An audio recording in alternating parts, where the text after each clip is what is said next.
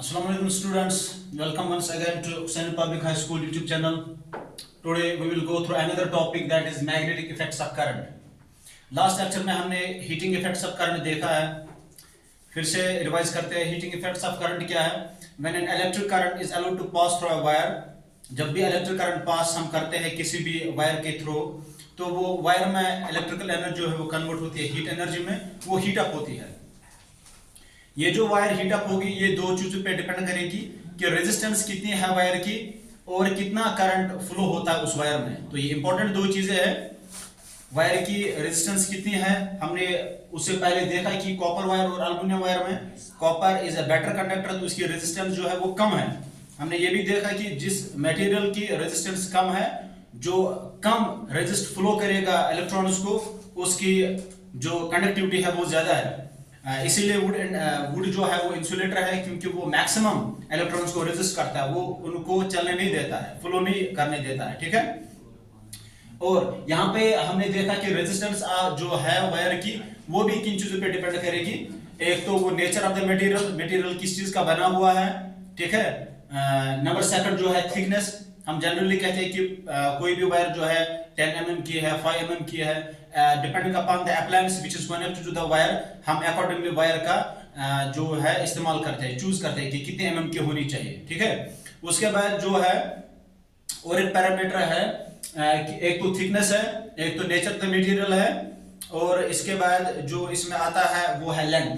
कितनी लेंथ होनी चाहिए वायर की, वो भी इंपॉर्टेंट पैरामीटर है. तो ये सारी चीजें जो है हीटिंग इफेक्ट्स ऑफ करंट में हमने पढ़ी. आज हम देखेंगे कि मैग्नेटिक इफेक्ट्स ऑफ करंट क्या है. मैग्नेटिक इफेक्ट्स ऑफ करंट जो है, सबसे पहले ये एक साइंटिस्ट ने देखी, उसका नाम था हैंस क्रिस्टियन ओरस्टेड. उन्होंने क्या देखा, जब भी इलेक्ट्रिक करंट जो है वो फ्लो हो गया किसी भी वायर के थ्रू, तो एक कंपास निडल उन्होंने रखी थी जिसकी डायरेक्शन होती है साउथ टू नॉर्थ. ठीक है. तो जैसे ही इलेक्ट्रिक करंट फ्लो हो गया एक पर्टिकुलर वायर में, तो ये कंपास निडल है, इसने डिफ्लेक्शन दिखाई. तो फिर इस क्रिस्टियन ओरस्टेड ने इस पे काम करना शुरू किया, तब जाके मैग्नेटिक इफेक्ट्स ऑफ करंट वजूद में आ गए. ठीक है.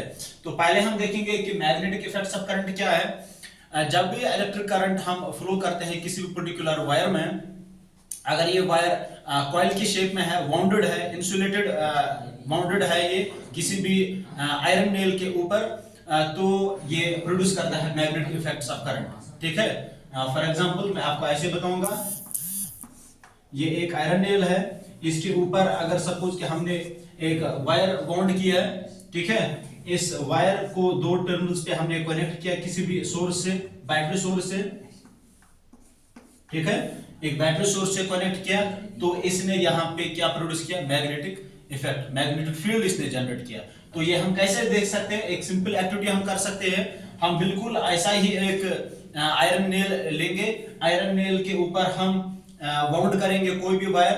ठीक है. ऑफ ए यूनिफॉर्म थिकनेस उस वायर की. इस वायर को फिर हम कनेक्ट करेंगे किसी भी बैटरी सोर्स से, सपोज एसएल से, और फिर हम नीचे कुछ पिन, सेफ्टी पिन रखेंगे, तो वो सारे सेफ्टी पिन जो है वो अट्रैक्ट हो जाएंगे किसके थ्रू, इस नेल के थ्रू. क्यों? क्योंकि इसमें magnetic effects of current produce हो गया.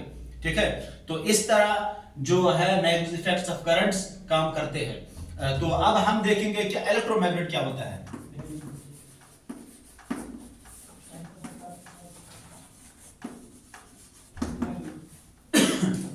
इलेक्ट्रोमैग्नेट जो है, बिल्कुल यही प्रोसीजर है इलेक्ट्रोमैग्नेट का काम करने का.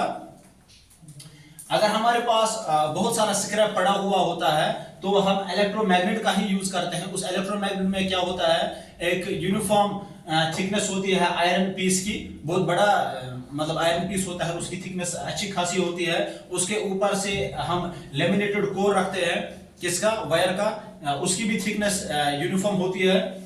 उस थिकनेस के बाद हम एक इलेक्ट्रिक सोर्स का यूज करते हैं. जैसे हमने इलेक्ट्रिक सोर्स का यूज किया, तो जितना भी स्क्रैप में आयरन पार्टिकल्स पड़े हुए हैं वो अट्रैक्ट हो जाएंगे इसके साथ, इस मैग्नेटिक इफेक्ट के साथ, मतलब वो सारे इसके साथ ज्वाइन हो जाएंगे, अट्रैक्ट हो जाएंगे.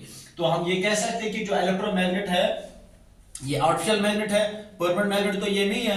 तो परमानेंट मैग्नेट और इलेक्ट्रोमैग्नेट में यही डिफरेंस है कि एक परमानेंट मैग्नेट जो है वो बहुत देर तक अपना जो मैग्नेटिज्म का इफेक्ट है वो कंटिन्यू कर देता है। इलेक्ट्रोमैग्नेटिक जो है ये तभी तक अपना मैग्नेटिज्म का इफेक्ट करता है जब तक इसके साथ में इलेक्ट्रिक सोर्स लगा हुआ है। जैसे ही हम इलेक्ट्रिक सोर्स को बाहर निकालेंगे या हम स्किप करेंगे, स्विच को हम क्लोज करेंगे, तो ये इसका जो मैग्नेटिक इफेक्ट है वो नल हो जाएगा, मतलब वो जीरो हो जाएगा। ठीक है।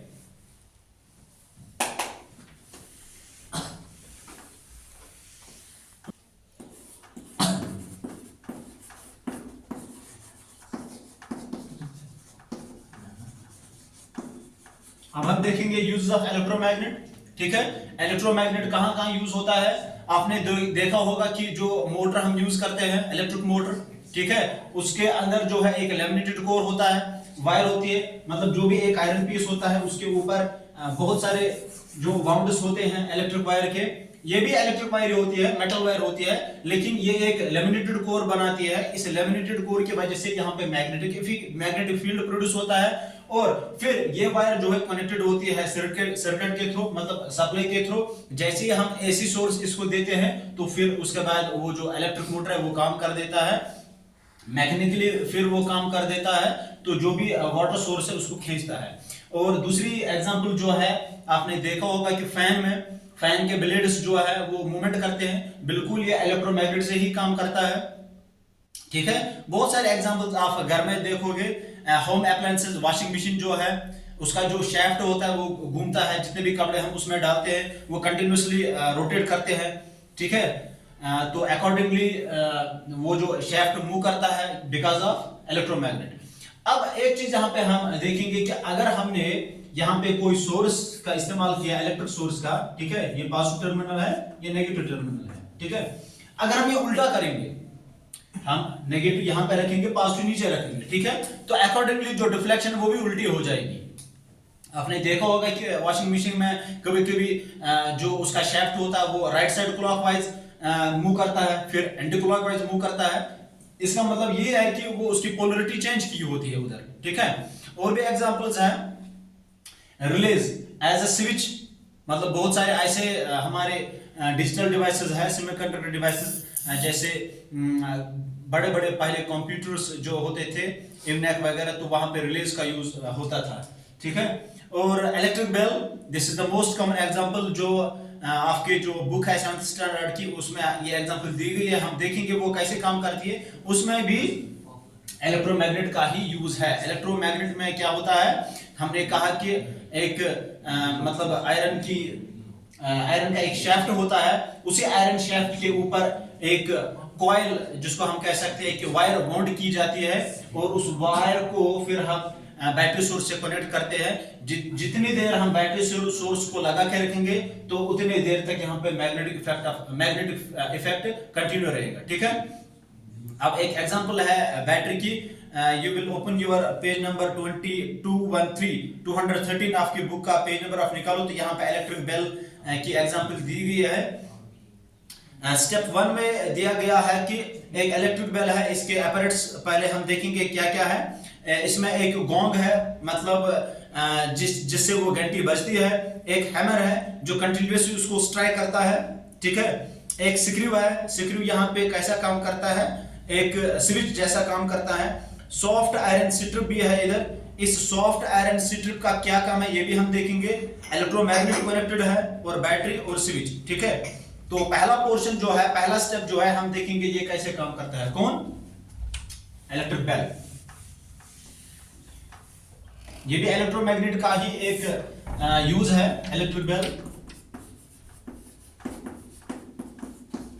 तो कौन कौन से चीजें इसमें इंक्लूडेड है? एक गोंग है, जैसे वो हॉर्न बजती है, रिंगिंग जहां से होती है। ठीक है, एक आयरन स्ट्रिप है, हैमर है, हैमर की वजह से ही कंटिन्यूअसली वो इस गोंग को स्ट्राइक कर देता है, उसकी वजह से रिंगिंग होती है। ठीक है, स्विच का इस्तेमाल किया गया है। इलेक्ट्रोमैग्नेट का है,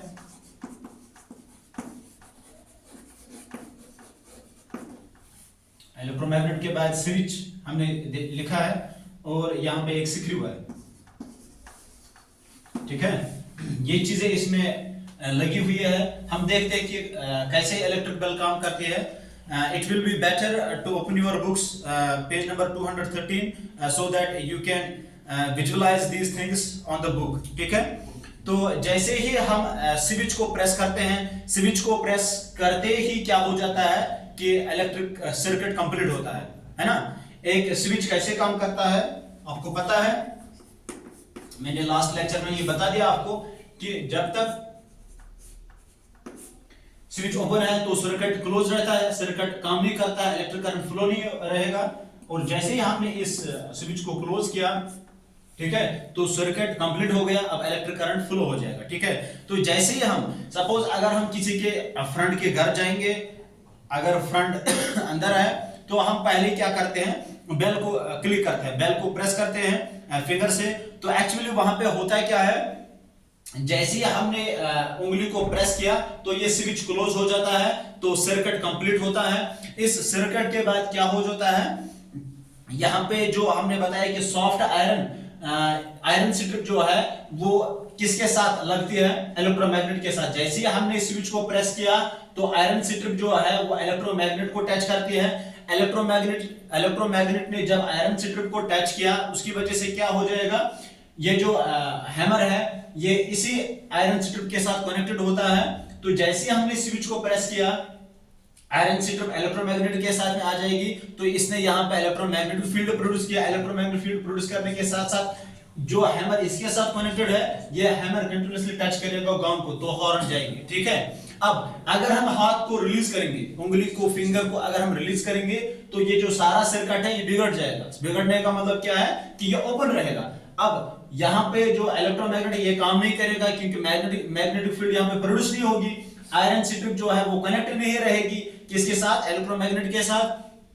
उस सूरत में क्या होगा, आयरन स्ट्रिप जो है इलेक्ट्रोमैग्नेट से छूट जाएगी और यहाँ पे स्विच ओपन होगा, तो सर्किट जो है वो इनकम्प्लीट रहेगा और हॉर्न नहीं बजेगी। अब इसको कंटिन्यू करने के लिए अगर हमको कंटिन्यूअसली रिंगिंग करनी है तो हम स्विच को दबा के रखेंगे, फिंगर को दबा के रखेंगे, ठीक है, तो स्विच क्लोज रहेगा। स्विच क्लोज रहने से क्या होगा, जो यहाँ पे आयरन स्ट्रिप है जो कनेक्टेड है इलेक्ट्रोमैग्नेट के साथ, ठीक है, ये इसके साथ में आ जाएगी। साथ में आने का मतलब क्या है कि ये मैग्नेटिक फील्ड प्रोड्यूस करेगी। मैग्नेटिक फील्ड प्रोड्यूस करने के बाद क्या होता है, यहाँ पे जो हैमर जो है आयरन स्ट्रिप के साथ कनेक्टेड है, ये कंटिन्यूअसली बजता है और गॉन्ग पे जो हॉर्न है, या हम कह सकते हैं कि ट्यून प्रोड्यूस होता है, उसकी वजह से इलेक्ट्रिक बेल काम कर देती है। अब स्क्रू का क्या रोल है इधर, जैसे हमने स्विच को क्लोज किया तो ये स्क्रू जो है वो इस इलेक्ट्रोमैग्नेट के टच में आता है, ठीक है, इलेक्ट्रोमैग्नेट के नहीं आयरन स्ट्रिप के टच में आता है। आप अपने बुक पे देख सकते हो कि जैसे हमने स्क्रू को पुश ऑन किया तो स्क्रू जो है वो आयरन स्ट्रिप के साथ टच में आता है, तो यहाँ पे ये इलेक्ट्रोमैग्नेटिक फील्ड प्रोड्यूस कर देता है। उस इलेक्ट्रोमैग्नेटिक फील्ड की वजह से आयरन स्ट्रिप जो है हैमर को टच करती है, कंटिन्यूअसली ये इसको स्ट्राइक करेगी, तो गॉन्ग जो है यहाँ से ट्यून बजता रहेगा। तो इस तरह जो हमारा इलेक्ट्रिक बेल है ये काम करता है। So this was one of the example of electromagnet. Clear dear students, आपको पता होगा जो ये इलेक्ट्रिक बेल है, तो इसके ऊपर जो मतलब जो गॉन्ग होता है वो केव शेप्ड रहता है, ठीक है, अकॉर्डिंगली ये ट्यून प्रोड्यूस करता है। So this was all about the magnetic effects of current. इस तरह हमने जो सिलेबस है टर्म सेकंड का, या हम असेसमेंट फिफ्थ कह सकते हैं, वो आपका खत्म हो गया। होप आप ये सारे लेक्चर्स देखोगे। जहां पर भी आपको समझ में नहीं आ जाएगा तो आप इसको फिर से प्ले करो। ये सारी चीजें we have tried our best to give the possible methods to understand these topics। अब जो भी बच्चा एक्सरसाइज जो है वो आपको हम PDF फॉर्मेट में भेजेंगे वेरी सून। लेकिन इंपॉर्टेंट बात यह है कि हमने ये लेक्चर्स आपके लिए प्रोवाइड किया है, अब इनको अच्छी तरह सुन लेना, अंडरस्टैंड कर लेना। अकॉर्डिंगली हम PDF फॉर्मेट में बाकी भी जो एक्सरसाइज है वो अपलोड करेंगे। तब तक के लिए खुदा हाफिज।